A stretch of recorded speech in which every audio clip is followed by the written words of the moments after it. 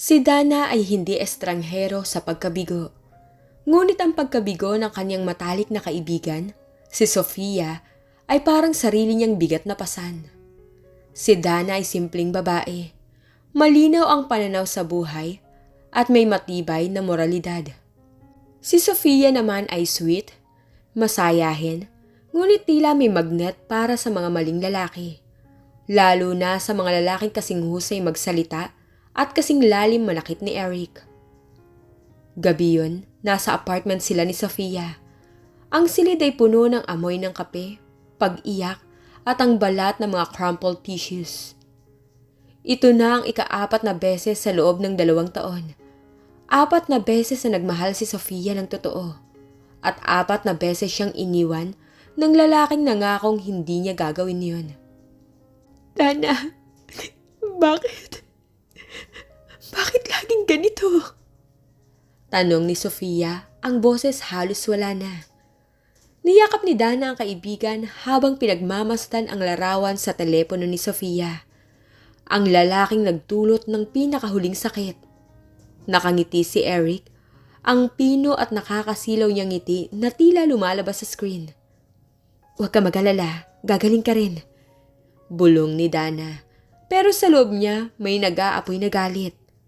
Galit na hindi lang para sa ex ni Sofia, kundi para sa lahat ng mga lalaking ginagawang laro ang damdamin. Sa mga sumunod na araw, nagsimulang maghukay si Dana. Hindi siya nagtitiwala sa simpleng pag-iwan. Mayroong pattern.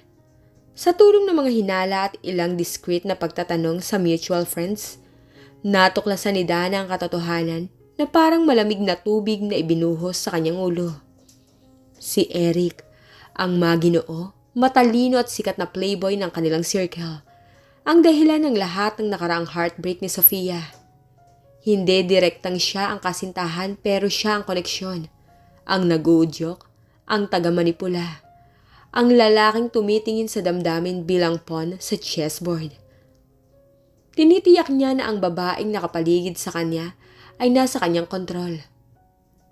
Ang nararamdamang sakit ni Sofia ay hindi aksidente, kundi disenyadong pagpaplano. Nang malaman niya ang buong kwento kung paanong ginamit ni Eric ang mga kaibigan niya para lapitan si Sofia, at pagkatapos ay binawi ang atensyon at sinira ang tiwala nito, nag-alab ang diin na galit ni Dana. Kailangan niya kumilos. Hindi sapat ang simpleng pag-iwas. Kailangang maramdaman ni Eric ang sakit na ipinamahagi niya ng paulit-ulit. Gabi-gabi binuo ni Dana ang plano. Ito ay dapat na isang obra maestra ng paghiganti. Perpekto, walang bahid, at ganap na nakakapinsala. Ang idea ay simple pero mapanganib. Magpapanggap siyang kasintahan ni Eric. Paniniwalain niya ito na siya na ang babaeng magpapabago rito. Ang babaeng magiging matatag sa tabi niya. Kapag nakuha na niya ang kumpiyansa ni Eric, kapag naramdaman na ng lalaki ang tunay na koneksyon, doon niya ito iiwan. Iiwan niya itong lugmok, tila walang halaga, tulad ng ginawa nito kay Sofia. Hindi ito madali. Bulong ni Dana sa sarili habang nakatingin sa salamin. Kailangan niyang sumisid sa mundong hindi niya kinalakihan. Ang mundo ng mga laro, ng pagpapakitang tao, at mga matatamis na kasinungalingan. Naghanda siya, nagbago siya ng pananamit, nag-aral ng mga interes ni Eric, at higit sa lahat, nagsanay siyang itago ang kanyang tunay na damdamin. Ang simpleng babaeng si Dana ay magiging ang babaeng maaaring magpatahimik sa puso ng playboy. Ang unang pagkikita na may lihim na adyenda. Ginawa ni Dana ang unang hakbang sa isang event na alam niyang dadalo si Eric. Isang charity gala na dinaluhan ng mga alta ng kanilang lugar. Hindi siya karaniwang pumupunta sa ganitong uri ng okasyon, ngunit para kay Sofia, gagawin niya ang lahat. Suot ang simpleng itim na damit na nagpatingkad sa kanyang natural na kagandahan. Malayo sa mga magarbo at matingkad na kulay na karaniwang nakikita sa paligid ni Eric. Lumapit si Dana.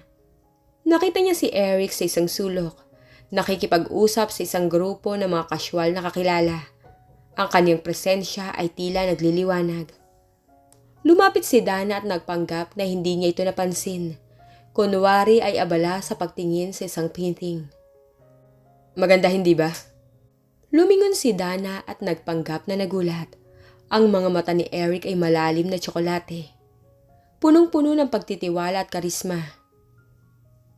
Ang painting o ang panaginip na binubuo mo sa likod ng iyong tingin? Tanong ni Eric, ang mapang-akit ng ngiti. Si Dana na handa sa ganitong uri ng banat ay tiningnan siya ng walang emosyon.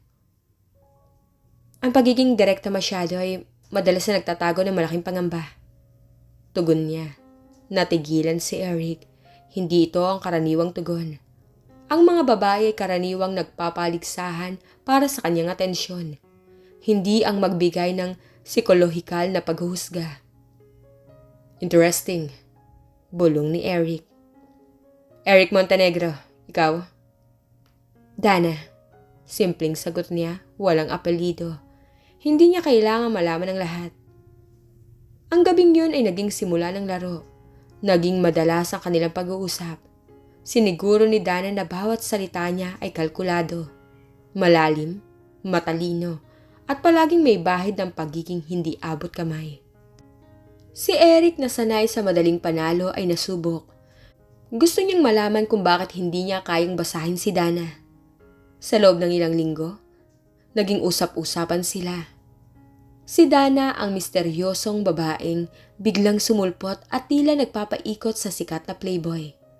Si Sofia, na unti-unti nang gumagaling, ay nagulat nang malaman ang tungkol sa kanila. Nagulat lang ako, Dana. Hindi ko akalain papatulan mo katulad ni Eric. Akala ko ba hindi mo type ang mga playboy? Tanong ni Sofia isang hapon habang nagmemeryenda sila. Napalunok si Dana. Ito ang pinakamahirap na bahagi, ang pagsisinungaling sa kaibigan.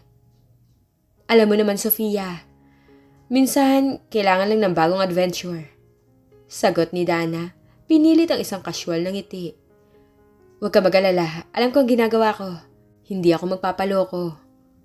Ang mga salitang yon ay totoo, ngunit may ibang kahulugan. Hindi ako magpapaloko dahil ako nang bobola. Ngayon, sa pagpasok sa mundo ng deception. Ang paggaya sa pagiging kasintahan ni Eric ay masusing pagsasanay. Kailangan matalo ni Dana ang lahat ng babae sa nakaraan nito. Dapat niyang iparamdam kay Eric na siya ay kakaiba. Sa mga unang buwan, si Dana ay naging isang dalubhasa sa distansya at paglapit. Hahayaan niya itong maging malapit. Pagkatapos ay bigla siyang magiging abala sa kanyang karir o mga pangarap. Ito ay nagbigay kay Eric ng paghahangad. Ang bagay na matagal na niyang hindi naramdaman. Dana, minsan iniisip ko, bakit ka pa nakikipag-date sa akin kung mas mahal mo ang trabaho mo kaysa sa akin? Tanong ni Eric isang gabi, may himig ng pagkadismaya. Sa halip na humingi ng tawad, tinitigan siya ni Dana ng seryoso. Eric, hindi ako nakikipag-date sa'yo para ikaw ang maging sentro ng buhay ko. Nakikipag-date ako sa'yo dahil nag-enjoy ako sa presence mo. Kung hahanapin mo ang babaeng gagawing Diyos ang bawat salita mo, pues hindi ako yun. Ang ganitong uri ng diretsyong pananalita ay nakakabighani kay Eric. Sanay siya sa mga babaeng gustong maging trophy. Si Dana ay tila isinasantabi ang tropeyo para sa kanyang sariling tagumpay. Ang plano ay unti-unting umuusad. Nararamdaman ni Dana na unti-unting bumibigat ang timbang ni Eric sa relasyon. Ang mga tawag mula sa kanya ay nagiging mas madalas. Ang mga pagpaplano ay mas formal.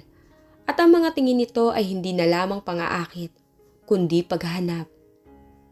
Ngunit habang umiikot ang laro, nagsimulang makita ni Dana ang mga bitak sa armor ni Eric. Ang playboy ay hindi lang isang masamang tao. Isa rin siyang lalaking nagtatago ng malalim na sugat. Isang gabi matapos ang isang formal na hapunan, nag-usap sila sa terrace. Minsan, ang pagpapanggap na matapang ka, mas nakakapagod yun kaysa sa pagiging totoo mo. Sabi ni Dana, hindi inaasahan. Natahimik si Eric. Umupo siya sa tabi niya at bumuntong hininga. Lahat ng tao may inaasahan sa akin. Na maging matagumpay, na maging masaya, na maging ang Eric na kilala nila. Pero hindi nila alam kung gaano kahirap ang magpanggap na wala kang takot. Nagulat si Dana. Ang mga salitang to ay hindi bahagi ng script. Ano bang kinatatakutan mo, Eric? Tanong niya, ang kanyang boses ay tila isang bulong. Ang mabigo. Ang maging isang ordinaryo. At ang saktan ang mga taong mahal ko. Nang marinig yon, tila may sumakit sa dibdib ni Dana. Ang saktan ang mga taong mahal niya. Kung totoo yan, bakit niya ginawa kay Sofia ang lahat ng yon? O baka sa pananaw ni Eric, ang pananakit ay hindi sinasadya, kundi resulta ng kanyang sariling kawalang katiyakan. Dito nagsimulang lumabo ang linya sa pagitan ng paghiganti at pag-unawa. Si Dana na naghanda para sa isang walang pusong halimaw ay nakatagpo ng isang komplikadong lalaki na nagtatago sa likod ng isang playboy. Ang kanilang relasyon ay umabot sa punto ng pisikal na paglalapit. Walang anumang kama na pag-uusap, ngunit ang bawat hawak, bawat halik ay puno ng matinding emosyon. Sa isang pagkakataon, nagkasakit si Dana. Sa halip na magpadala ng bulaklak o magbayad sa isang tao para maghatid ng sopas, si Eric mismo ang dumating sa apartment niya. Sa isang pagkakataon na alam niyang wala si Sofia. Inalagaan siya ni Eric nang may pag-aalala na hindi niya inaasahan. Pinahira nito ang kanyang pawis, pinainom siya ng gamot, at nagkwento ng mga nakakatawang karanasan nung bata pa ito para lang mapasaya siya. Nang gabing yun, habang mahina si Dana, tiningnan niya si Eric. Ang kanyang mga mata ay walang bakas ng paglalaro. Tunay ang kanyang atensyon. Salamat, hindi mo kailangang gawin to. Bulong ni Dana. Gusto kong gawin. Sagot ni Eric, hinawakan ang kanyang kamay. Sa tuwing kasama kita, Dana, pakiramdam ko hindi ko kailangan maging ang Eric na inaasahan ng lahat. Ikaw lang nakakakita sa akin, Dana. Ang mga salitang yon ay tumago sa armor na binuo ni Dana. Ang kanyang puso na inihanda para sa paghihiganti ay nagsimulang gumuho. Ang init ng kanyang kamay ay hindi na pang-akit. Ito ay kaginhawahan. Ang nakakabaliw na katotohanan ay pumasok sa kanyang isip. Ang pagpapanggap ay nagiging totoo. Natatakot si Dana. Hindi siya maaaring maging atraksyon sa kanyang sariling bitag.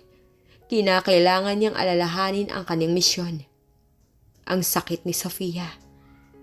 Bawat matamis sa sandali ay nagresulta sa matinding gabi ng pagkadismaya.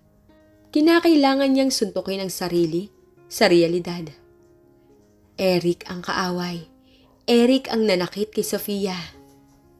Ang pagkabaon sa kasinungalingan. Habang tumatagal ang relasyon, natutunan ni Dana na hindi lang si Eric ang nagpapanggap. Siya rin. Nagpanggap siyang matigas, nagpanggap siyang hindi apektado. Ngunit ang bawat araw ay nagdala ng mas malalim na koneksyon na hindi niya kayang pigilan. Si Eric ay hindi ang walang pusong lalaki na inilarawan ni Dana. Siya ay may passion sa kanyang trabaho, mapagmahal sa kanyang pamilya na hindi niya naipakita sa publiko, at may kahangahangang kakayahang makinig ng hindi naghuhusga. Alam mo, Dana, gusto ko ang pagiging direkta mo. Sabi ni Eric isang araw, habang nagpaplano sila ng isang negosyo. Hindi ka natatakot sabihin ang totoo kahit masakit. Kinamayan ni Dana ang sarili niya dahil sa irony ng sitwasyon. Ang lalaking nagmamahal sa kanya dahil sa kanyang sinasabing katapatan ay nililinlang niya. Ang relasyon nila ay lumipas na sa yugto ng pagpapanggap at pumasok na sa yugto ng pagpaplano ng hinaharap. Gusto kong makita mo ang Europe, Dana. Hindi lang sa mga libro. Sabi ni Eric habang magkasama silang nagpapahinga. Gusto kong magsimula tayo ng isang bagay na matibay. Tayong dalawa. Nagplano sila ng mga biyahe, nag-usap tungkol sa mga pangalan ng mga magiging anak. At ang pinakamahalaga, nagbabahagi sila ng mga pangarap na hindi pa nila nabanggit kahit kanino. Para kay Dana, ang pag-ibig na ito ay isang sakripisyo. Ang bawat sandali ng kaligayahan ay katumbas ng pagsalakay sa kanyang konsensya. ang pagtindi ng pag-iisa ni Sofia. Si Sofia ay nakabawi na, ngunit napansin niya ang pagbabago kay Dana.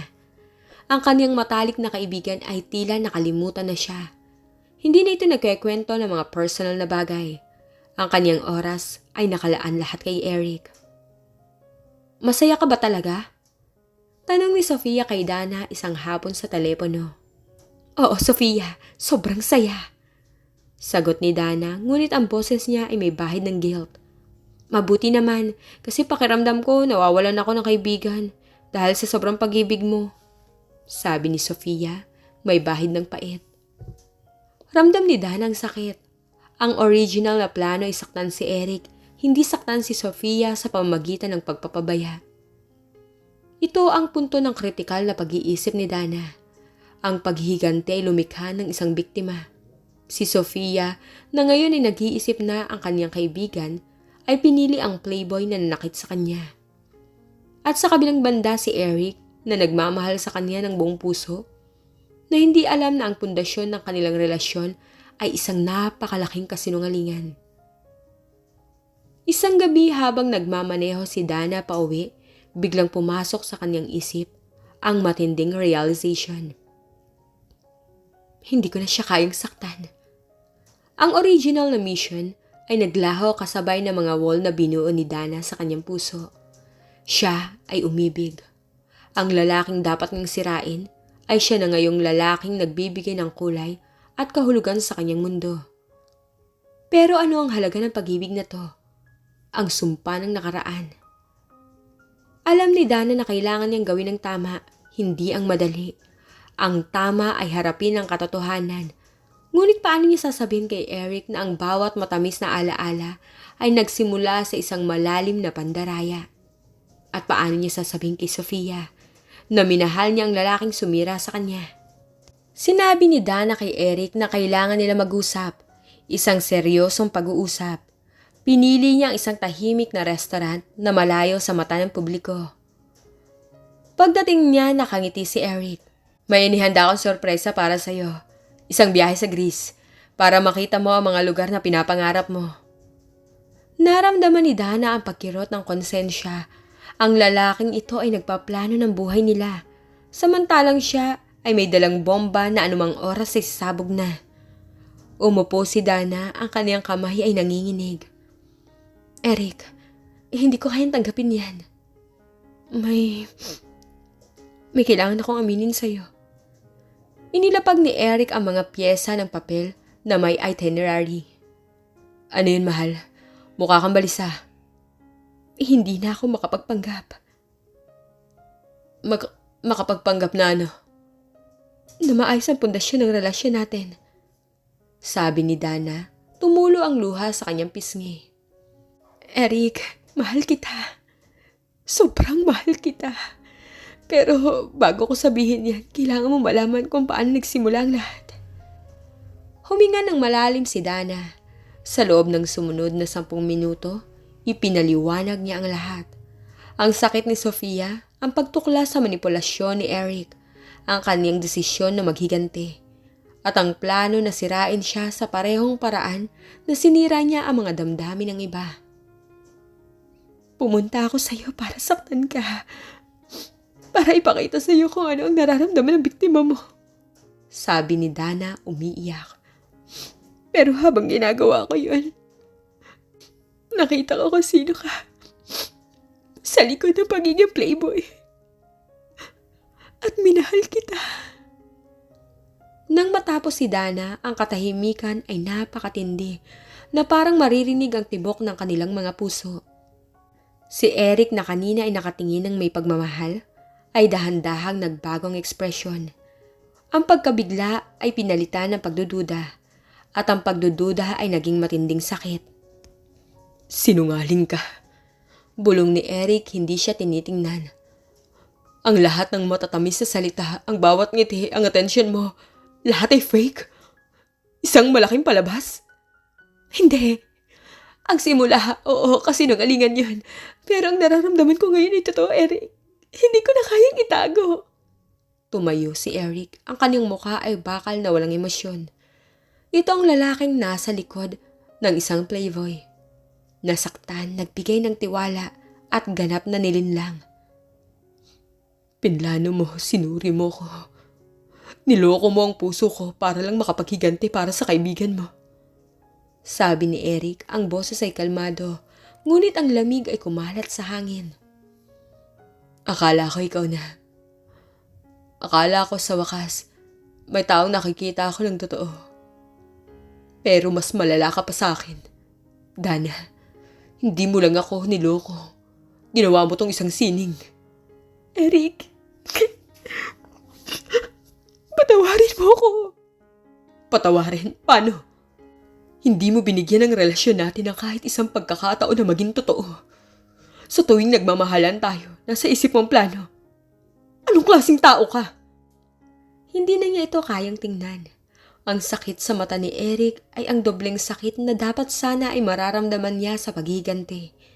Ngunit ngayon, ang sakit na yon ay kanyang ginawa at dinanas.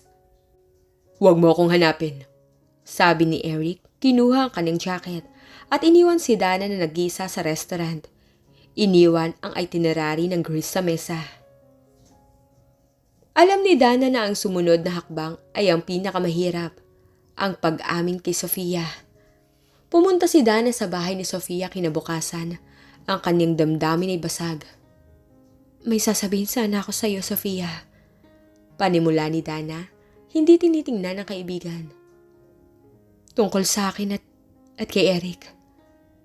Sinimulan ni Dana ang kwento na kung paano nalaman niya ang koneksyon ni Eric sa nakaraang sakit ni Sofia at kung paanong ang galit ay naging gasolina niya para sa paghiganti. Magpapanggap sana ako ang kasintahan niya. Sisirain ko siya sa buhay ko. At iiwan siyang walang-wala tulad ng ginawa niya sa'yo. Paliwanag ni Dana. Nakinig si Sofia, ang kanyang mata ay lumaki sa pagkagulat. At pagkatapos? Tanong ni Sofia, ang boses ay nanginginig. At pagkatapos? Huminto si Dana, ang mga salitang ito ay tila tumama sa kanya. Pagkatapos, minahal ko siya, Sofia. Tuluyan ko minahal ang playboy na nanakit sa'yo. Ang reaksyon ni Sofia ay hindi galit. Ito ay isang malamig na pagkadismaya. Kaya pala lumayo ka. Kaya pala wala ka ng oras sa akin. Sabi ni Sofia, tumulo ng luha. Dana, matalik na kaibigan kita, diba? Ginawa mo ang lahat ng to dahil sa akin, pero sa huli, hindi mo lang ako nilinlang. Pinili mo ang taong nanakit sa akin. Hindi ko pinili. Hindi ko to sinasadya. Ang pag-ibig ko, nagkataon lang yun. Hindi ko na kontrolado ang nararamdaman ko eh. Dana, ang pag-ibig na nagsimula sa kasinungalingan, hindi pag-ibig yan, pandaraya. Sabi ni Sofia, tumayo at lumayo. Alam mo kung gaano kasakit ang niloko, diba? Ginawa yun sa akin eh. Ginawa mo yun kay Eric. Hindi mo lang siya sinaktan. Sinira mo ang tiwala ko sa'yo. Ang nag-iisang tao na akala ko ay totoo. Totoong nagmamahal sa akin. No, Sofia, please. Umalis ka muna, Dana. Kailangan kong isipin kung paano ako nakahanap ng pagpapanggap at kasinungalingan sa relasyon ng dalawang taong pinakamalapit sa akin. Umalis si Dana, nawasak. Ang kanyang matibay na plano ng paghiganti ay hindi lang nagbunga ng sakit kay Eric, kundi nawala din sa kanya ang kanyang matalik na kaibigan. Ang mga sumunod na buwan ay isang kalbaryo para kay Dana. Iniwan siya ni Eric, iniwan siya ni Sofia. Ang kaniyang kaligayahan ay nawala. Pinalitan ng isang matinding pakiramdam ng pag-iisa at pagsisisi. Sinubukan niyang tawagan si Eric, mag-iwan ng mga mensahe, ngunit walang tugon. Ang kaniyang tanging koneksyon sa mundo ay ang kaniyang trabaho, ngunit kahit doon, hindi siya makapag-concentrate. Ang kaniyang pagnanais na maghigante ay nagsimula sa pagmamahal kay Sofia, ngunit ang resulta, ang pagkasira ng lahat ng kaniyang relasyon. Masyado ka nag-focus sa pagiging biktima, Dana, na nakalimutan mong huwag maging kontrabida. Sabi niya sa kanyang sarili. Ang pagbabago ni Eric. Ang pag-iwan ni Dana ay nagdulot ng malaking epekto kay Eric. Hindi siya galit na iniwan siya. Galit siya dahil sa dahilan ng koneksyon nila. Ito ay nagpatunay sa kanyang pinakamasamang takot, na ang mga tao ay palaging may nakatagong agenda sa kanya. Umiwas si Eric sa lahat. Tumigil siya sa pagiging playboy. Ang kanyang mundo ay naging trabaho lamang. Ang kanyang mga kaibigan ay nag-aalala. Isang araw bumisita si Eric sa isang lumang bahay ampunan na tahimik niyang sinusuportahan. Doon niya nakita ang isang bata na tinititigan siya ng may paghanga. "Ang galing niyo po maglaro ng basketball," sabi ng bata. "Salamat," sagot ni Eric. Bigla niyang naalala ang sinabi ni Dana. Ang pagiging direkta masyado, madalas nagtatago ng malaking pangamba. Natanto niya ang kanyang manipulasyon, ang kanyang pagiging playboy, ay lahat ng kanyang pangamba. Ang takot na maging mahina, ang takot na mabigo at masaktan. Ang pagmamahal ni Dana kahit na nagsimula sa kasinungalingan, ay nagpakita sa kanya ng taong kaya niyang maging.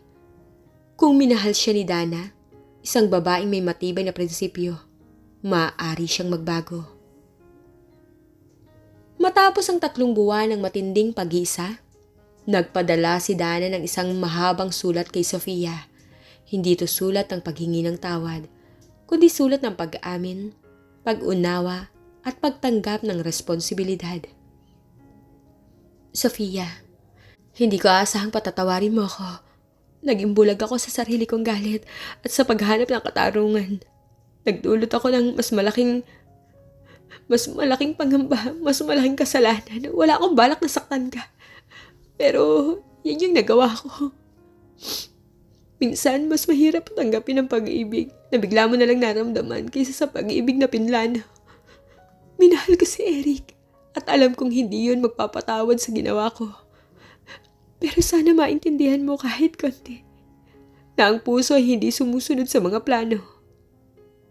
Pagkalipas ng 1 linggo, dumating si Sofia sa apartment ni Dana. Walang yakap, walang masayang bati. Tila naghahanap sila ng puwang upang magsimulang muli. "Nabasa ko ang sulat mo," sabi ni Sofia nakatingin sa lupa. "Napakahirap tanggapin na pinili mong ilihim sa akin ang lalaking yun. Pero napakahirap din na hindi ka maging masaya. Alam kong totoo ang pagmamahal mo sa kanya, kahit pa napakasama ng simula. Sofia, patawarin mo sana ako." "Hindi pa ako makakapagpatawad, Dana, hindi pa sa ngayon, pero handa akong subukang maging kaibigan muli. Kailangan mong malaman na ang natira sa'yo ay ang Dana na nakikita ko.